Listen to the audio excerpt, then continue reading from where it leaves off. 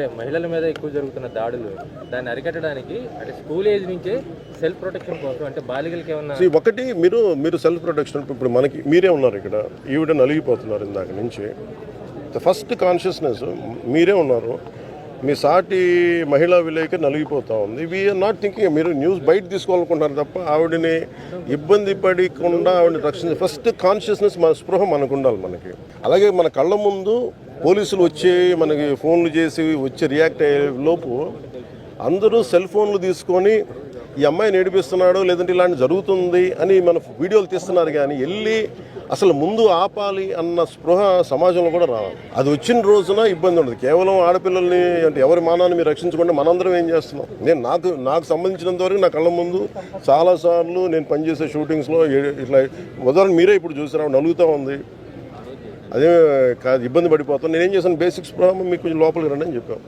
ఇది బేసిక్ కనీసం ఇది అందరూ అలవరుచుకోవాల్సిన గుణం ఇది అలాగే కళ్ళ ముందు ఆడపిల్లల్ని ఏడిపిస్తూ ఉంటారు చాలామంది చోద్యం చూస్తూ నిలబడుతుంటారు పోలీసు వరకు రాకుండా ఎందుకంటే మామూలుగా ఎందుకు జనం స్పందించరు బయటకు వస్తే మనకి పోలీస్ శాఖ మనకి అండగా ఉండదేమని భయంతో ఉంటుంది నేను మీకు ఈరోజు పత్రికా ముఖం అందరికీ మీడియా సమావేశం సందర్భంగా నేను ప్రజలందరికీ కూడా చెప్తున్నాను కదా మీరు ఇలాంటి సంఘటన మీ కళ్ళ ముందు జరుగుతున్నప్పుడు నిలువరించాల్సిన ఫస్ట్ లైన్ ఆఫ్ డిఫెన్స్ ప్రజలు ముందుకు రాగలిగితే ఆటోమేటిక్గా మిమ్మల్ని ఎందుకు ఇబ్బంది పెడతారు అలాంటి పరిస్థితులు ఉంటే పోలీస్ శాఖ కూడా చాలా ప్రత్యేకించి హోంమంత్రి గారు చెప్పాను డీజీపీ గారు చెప్పాం అన్లైక్ ప్రీవియస్ గవర్నమెంట్స్ మనం బలంగా కూర్చోబెట్టి ఎవరైనా క్రైమ్ రిపోర్ట్ చేస్తే వాళ్ళని క్రిమినల్గా ట్రీట్ చేయకండి అది నిన్న నా ఒక 2 లక్షల చొప్పున పాపం ఇద్దరు మొన్న సెప్టెంబర్ 23న ఇద్దరు పిల్లలు చనిపోయారు 19 ఏళ్ళ యువకులు రోడ్డు మీద వెళ్తూ ఉంటే మన తుని దగ్గర బైక్లో మధ్యలో ముందు వెనక నుంచి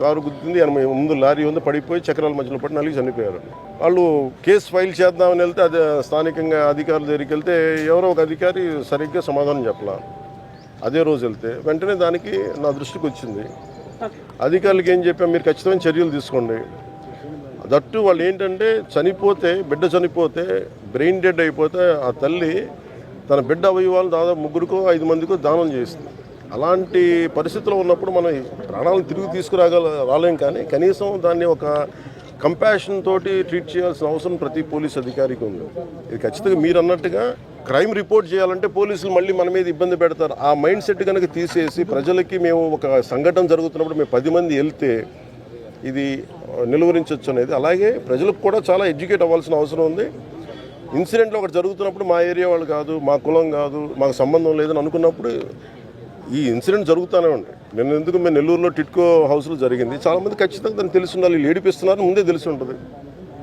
చాలాసార్లు నేను కేబినెట్ సమావేశంలో కూడా మేము మాట్లాడుకున్నది కానీ లేదంటే అసెంబ్లీలో కూడా నేను మాట్లాడింది కానీ బలమైన చట్టాలు రావాలి బలమైన చట్టాలు రావడం అంటే చాలా సందర్భాల్లో నిర్భయ కేసు కానీ ఇప్పుడు మనకి కలకట్టాలో జరిగిన గవర్నమెంట్ మెడికల్ హాస్పిటల్ కేసు కానీ ఇవన్నీ ఏం చెప్తున్నాయి మనకి రిపీటెడ్ ఇన్సిడెంట్స్ జరుగుతున్నాయి ఎన్ని బలమైన నిర్భయ చట్టాలు పట్టుకొచ్చినా ఇంకోటి పట్టుకొచ్చినా అమలు చేసే వ్యక్తులకి చిత్తశుద్ధి లేకపోతే కష్టం ఉంటుంది అలాగే ప్రజల సహకారం కూడా దీనికి చాలా చాలా అవసరం ఇది అందరం కూర్చొని సమిష్టిగా ఎవరి బాధ్యత వాళ్ళు నిర్వర్తించాల్సిన అవసరం ఉంది దీంట్లో మేము చెప్పింది ప్రత్యేకించి ఏంటంటే సింగపూర్ తరహాలో ఇప్పుడు మనం ఒక ఇన్సిడెంట్ జరిగినప్పుడు వెంటనే ఆ వ్యక్తిని చంపేయమంటారు ప్రజల నుంచి మీరు తెలంగాణలో చూసాం ప్రజలు బయటకు వచ్చి ప్రాణాలు తీసేయండి లేదంటే ఎన్కౌంటర్ చేసేయండి అని మాట్లాడుతూ ఉంటాం ఇది అలాగా అది చట్టాలు అలా తీసుకోకుండా అలాగే హైకోర్టు జడ్జిలతో సహా లేదంటే మీరు నిర్భయ యాక్ట్లో మీరు పార్లమెంటు డిస్కషన్ జరిగినప్పుడు ఆ సంఘటన జరిగినప్పుడు ఎంతమంది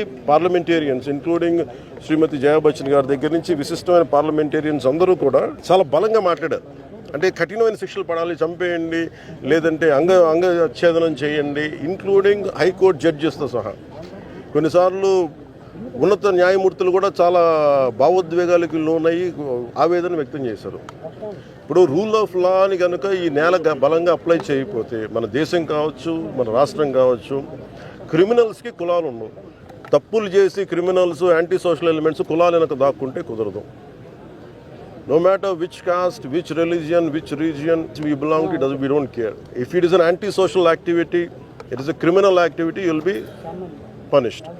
ఇదే నేను డీజీపీ గారికి మేము తెలియజేశాం ముఖ్యమంత్రి గారికి తెలియజేశాం అలాగే ఆడపిల్లల సంరక్షణ బాధ్యత ముందస్తుగా నేబర్హుడ్ వాచ్ ఉండాలి కొంత నేబర్హుడ్ పోలీసింగ్ కొంత ఉండాలి.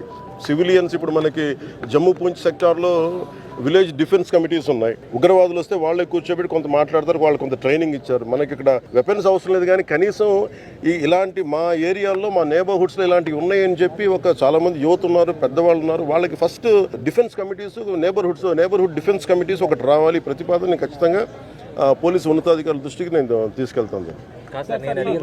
ఇప్పుడు మీరు అడిగింది అది కాదు, కానీ మీరు అడుగుతుంది ఏంటంటే అలాగే మీరు చాలా సింపుల్గా అడుగుతున్నారు. ఇప్పుడు 10 మంది యువకులు వచ్చి, ఒక యాంటీ సోషల్ ఎలిమెంట్స్ వచ్చి ఒక అమ్మాయిని, మార్షల్ ఆర్ట్స్ నేర్చుకున్న అమ్మాయిని ఏడిపిస్తూ ఉంటే ఒకరిని కొట్టగలదు, ఇద్దరు కొట్టగలదు. So mere martial arts is the first defence. ఖచ్చితంగా అది నేర్పించాలి. దానికి ముందు మనం స్పోర్ట్స్ని చంపేశాం. మీరు అంటున్న ప్రశ్న నాకు అర్థమవుతుంది. అంటే మీరు అడిగే ప్రతి ప్రశ్నకి నేనేంటంటే కూర్చోబెట్టి సర్ఫేస్ లెవెల్లో నేను మాటలు నేర్పించేస్తామని చెప్పి వెళ్ళిపోలేను. నాకేంటంటే నా మదనం ఉంటుంది నాకు. సో డెఫినెట్లీ అది మేమేం ఆలోచిస్తామంటే బలమైన శరీరం ఉండాలి, బలమైన మనసును ఎదుర్కోవాలంటే. అండ్ అలాగే సమాజానికి కూడా ఇప్పుడు మీరు వచ్చి ఏదైనా మీ ముందే ఒక సంఘటన జరిగింది, మీరు మాట్లాడాలంటే నాకు ఇంతమంది అండుంటారని మీకు ధైర్యం ఉన్నప్పుడు మీరు మాట్లాడతారు. డెఫినెట్గా ఇది రిపీటెడ్ స్కూల్స్లో, కాలేజెస్లో. నేను ఈ మధ్యన కాకినాడలో కూడా కలెక్టర్ గారితో వీళ్ళందరితో మాట్లాడాను. అంటే మీరు మీడియాలో కూడా ఇచ్చినట్టున్నది. నేను కోరుకుంది అంటే ప్రిన్సిపల్స్కి, ఎడ్యుకేషన్ డిపార్ట్మెంట్ అధికారులందరికీ కూడా మీరు తెలియజేయండి. మీరు కూర్చోబెట్టి ఫస్ట్ ఎవరెవరు ఉన్నారు అక్కడ. అలాగే ఆడపిల్లలు మొన్న పిఠాపురంలో కూడా వెళ్తే మీరు వ్యాయామంతో పాటు సెల్ఫ్ డిఫెన్స్ అనేది కావాలి. కాదు, అంత సెల్ఫ్ డిఫెన్స్ బాగా నేర్పించే వ్యక్తులు ఎత్తకడం చాలా కష్టం. ఎందుకంటే మీ బీయింగ్ ఏ మార్షల్ ఆర్టిస్ట్ అయినా, ఎందుకంటే కూర్చోబెట్టి మన టీవీలో చూసుకుని నేర్చుకునేది కాదు. దీనికి ఇమీడియట్ లైన్ ఆఫ్ డిఫెన్స్ ఏంటి అనేది దీని మీద అది ఎవరితో కూర్చొని చేయండి ఇప్పుడు దాకా ఎవరు ఆలోచించలేదు. నాకైతే ఆలోచన ఉంది, కానీ అది స్పోర్ట్స్ వ్యక్తులు అంటే చాలా డిపార్ట్మెంట్స్ని కలిసి వాళ్ళకి చేయాలి. ఇది ఒక నిరంతరమైన శిక్షణ, ఒక కరికులంలో పెట్టేయాలి. మీ కోరిక అది, అంతే కదా? అది ఖచ్చితంగా అది మీ పేరు కృష్ణ గారు, ఖచ్చితంగా దాన్ని విల్ టేక్ ఇట్ ఫార్వర్డ్. ఆడబిడ్డలకు న్యాయం చేస్తామన్న పవన్ కళ్యాణ్ షర్మిల విషయంలో మాత్రం సెక్యూరిటీ కల్పిస్తా ఉన్నారు. మీరు మేడం షర్మిల గారికి సంబంధించి ఆవిడ కాంగ్రెస్ పార్టీ అధ్యక్షురాలు. ఆవిడకి ఎందుకంటే లా అండ్ ఆర్డర్ నా చేతుల్లో లేదు. నేను ప్రతిపాదన పంపగలను. నేను పబ్లిక్గా చెప్పడం అంటేనే ప్రతిపాదన. ఖచ్చితంగా వాళ్ళు అప్లై చేసుకొని ఆ థ్రెట్ అసెస్మెంట్ చేసి ఖచ్చితంగా వాళ్ళకి రాష్ట్ర ప్రభుత్వం కల్పిస్తుందని నేను చూస్తున్నాను. గత 5 సంవత్సరాలుగా క్రైమ్ రేట్ పెరగడానికి ప్రధానమైన కారణం గంజాయి. నేను మొన్న ఆశ్చర్యంగా చూశాను. గంజాయి ఎక్కడ అది మన ఏదో హాస్పిటల్ వెనక కొండపైన పెంచుతాను. వైజాగ్ నడిబొడ్లో కూడా పట్టుకొచ్చారు. అంటే మీకు భవిష్యత్తులో నేను ట్వీట్ కూడా చేశాను, నేను దాన్ని ట్యాగ్ చేశాను హోమ్ మినిస్ట్రీకి కూడా.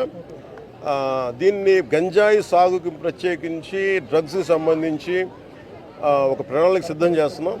దాన్ని ఖచ్చితంగా మాట్లాడతాం.